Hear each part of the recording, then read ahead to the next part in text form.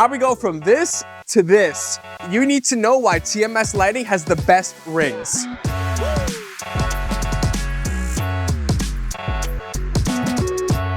All right, now that we're done with the hook, let's go downstairs and I'm gonna actually show you how it's done, guys. This is the starting point of all rings, and I'm gonna show you how we actually get a radius on it. So I wanna let you know that I've been working with Ben since I've been a kid. So I've been working with Ben since I've been like 8, yeah. In the shop right here, hours every single day, hours. Let's start off with how many rings do you think you've made? Thousands. What's the biggest ring we've done? The biggest ring we've done in one shot, it has to be 84 inches. And that's just mainly for shipping purposes. We can't pack anything. Yeah. We can't make anything taller than a truck. They'll fit in a truck. So everything bigger than 24 becomes sections. So a 96, we would put it into 3 sections, roll 3 curves, and then fit it together on site. Yeah. We have a huge line of rings. So we have the Luna Zest, the Cometa, the Orbita, the Embrace, the Entice, the Luna Atom, Sesto, Fibonacci, Luna Brio. We have so many different ring types. So what are you doing right now? Right now I'm putting on the supports so that if there's any kind of deflection in the ring, we don't want that. What does deflection mean? Deflection is basically if this is at 90 degrees and it's like because of the pressure that we're putting on the ring, it might bend a little bit. Yes. So we want everything to be nice and tight and solid and straight so that there's no movement in the ring other than what we need. We have more leeway in terms of applying pressure, in terms of getting the exact radius that we want. A lot of times we think that manufacturing or making a product is super simple. At TMS, we give you a custom option. So if you want a small fixture, you want a big fixture, you want a certain color, we do that here. We make sure we have all the options, and every single year we're updating our machinery. So like Ben was saying, we have updated this because it allows us to have a little bit more control over the quality of the product and also allow us to do more. So Ben's getting it all mocked up right now. And essentially that straight piece, he's going to be putting a radius on it for the Luna, right? When it's such tight corners we want for the angle, we have to change the way we're rolling, and we do it in multi-pass. So we basically rock it back and forwards slowly, so it doesn't affect the material as much, and we can get a smaller radius and we can get better results. Do you remember the other rolling machine we had? Remember the manual one? Yeah. It's basically the same system. It's 3 rollers, and you have one that comes down and you roll a ring the same way. It's just really heavy duty.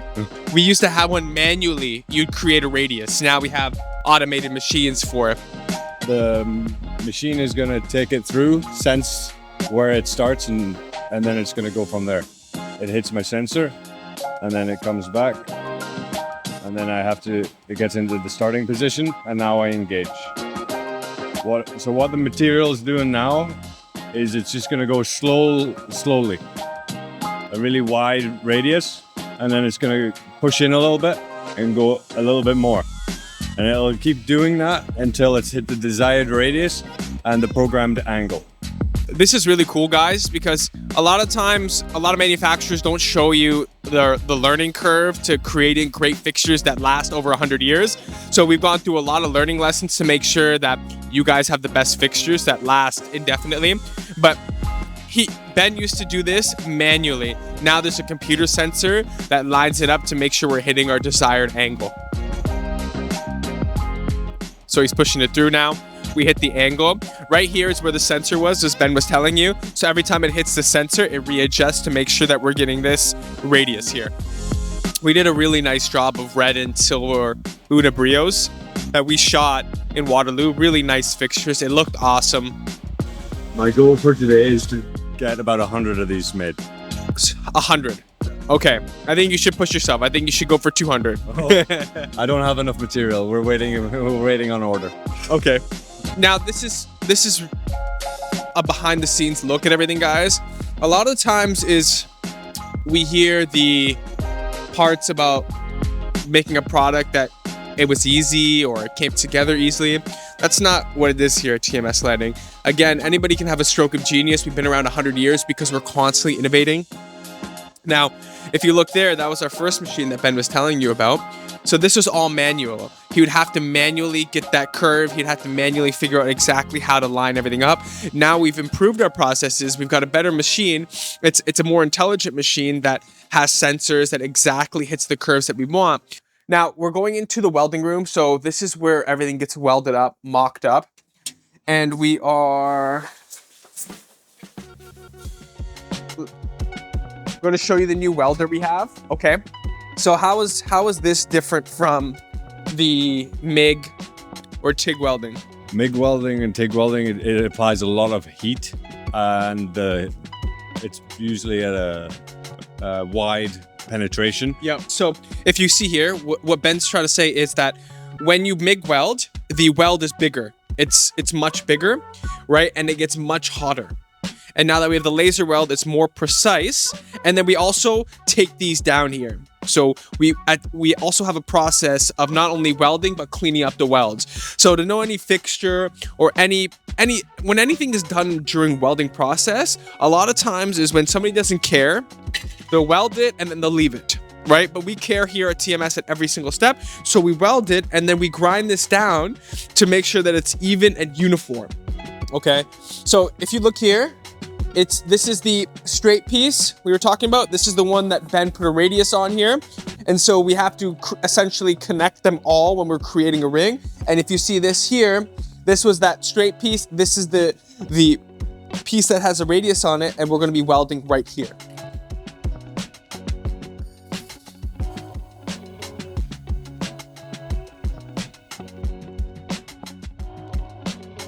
Awesome. So this is essentially what the weld would look like right here. And then they would grind it down and then they would finish it to make sure that it all looks uniform. Let me actually practice a weld. Can I try a weld on this? Can you just put it down? Put it back and go straight line. There you go. Easy peasy. It is easy. Yeah, it took me years to learn how to do MIG and TIG. Yeah, it is easy.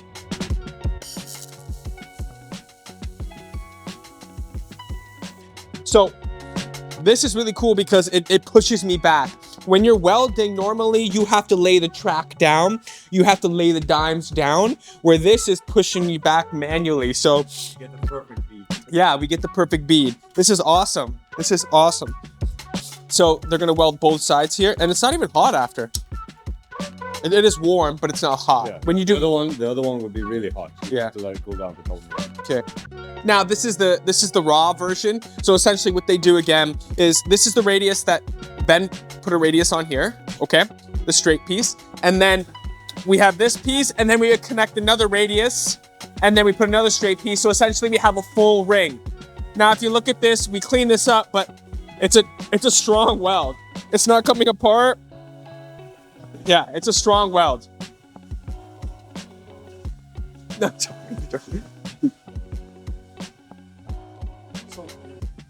Yeah, it's awesome. Thank you.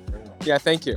Welding is hot, and welding, if you ever welded before, it has a lot of sparks, it has a lot of heat, and it's very physically intensive, right? When you're welding all day long, it's very physically intensive, where that was amazing. That was so easy, and the weld was super strong, as you can see. Okay, so after we're done welding, what happens? Drill any necessary holes for hanging or wiring, and then it goes out to a powder coaters. That's it. Comes back, ready to wire. Okay, so we'll go upstairs and then we'll go look for the wiring. Thank you, Ben. I appreciate it. This is Mr. Sukwant here. He runs the back. He has these new fixtures that he put together. They're called the Moo fixtures. So here's one, and there's the other one. Where's this going to? Bombay Palace. All lasered here. Look how intricate it is. And this is right here, look, this is the Moo fixture here. And then we all have other sizes right there, if you can zoom in. Okay, so we have multiple sizes. Those are considered spinnings. He lit this up here. It looks awesome. So it's going off to a restaurant. But after we've welded it, we have drilled the holes for the hanging. It goes off to powder coat and paint. The fixture that we rolled downstairs was the Luna Brio. This isn't a Luna Brio, but it's still the same process of welding and rolling. Everything gets mocked up here and put together here. So essentially, all the LEDs, all the lenses, all the hanging, everything is done here. You want to say hi to the camera? Hi. How long have you been working here? This year, I think 14 year done. 14 years. So the way the rings are done, Jas, is that what we do is they come in, you guys lay the LEDs down, okay? And then you put the lenses in, and then you test them, right? Okay. What Jas was saying is that we always make sure that we're testing it before we lay the lenses down to make sure every single LED is working. Here's a fixture lit up. It looks awesome, no dark spots. This is the top portion of the fixture. So all the hanging happens here. And this is the bottom portion of the fixture. Everything is really mocked up well here. No dark spots, nothing. And then what happens after that is we go downstairs and it goes off to shipping. This is huge. What's this for? Joopy? This is huge. 40-inch. I think that's the biggest one I've seen in a while. Is this the biggest one we've done? Yeah, that's gonna look really good. Where is it going to? Where? In a restaurant? Okay, papers downstairs. Okay. And then everything comes downstairs for shipping. So here's the shipping department. If you look right here, this is the Luna Brio, a big one here. So as we were showing you before, the welding process of the corner, and then you can't see where the weld happened, right? It's properly powder coated, properly painted, and then look how it's shipped and packaged to make sure when it gets to you or your customer, it is looked after, nothing happens, there's no damage. But it's just serendipity right now. This is the exact fixture that we did with the rounding of the corner and then welding it. Now it finished paint, powder coat, the lenses were laid in, everything was laid in, and now it's getting shipped off and it gets packed into a container and it's wrapped like that, right? This is to ensure we can't always control the shipping process in terms of how it gets to you guys, but we can ensure that it's done the right way. And then it's packaged in these boxes as well. You see here. So here it is, all laid down with all of the instruction materials as well. And these boxes are pretty resilient.